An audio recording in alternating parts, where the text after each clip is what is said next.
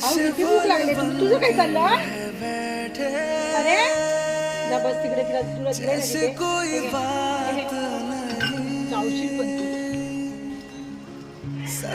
किती भूक लागली का माऊसला? दिवसभराची जेवली नाही वाटतं. पाय झालंय बरं आता माऊचा. माऊ किती भूक लागते तुला? बाई माझी माऊ भूक लागली. बाई बाई बाई पप्पा पण भात बनवून दे. पाऊसाला खा. शानी शानी माऊ, शानी शानी माऊ. खा खा. एवढी भूक लागली. कुठे गेलेली सकाळपासून माऊ आली नाही जेवायला. आत्ता आली जेवायला.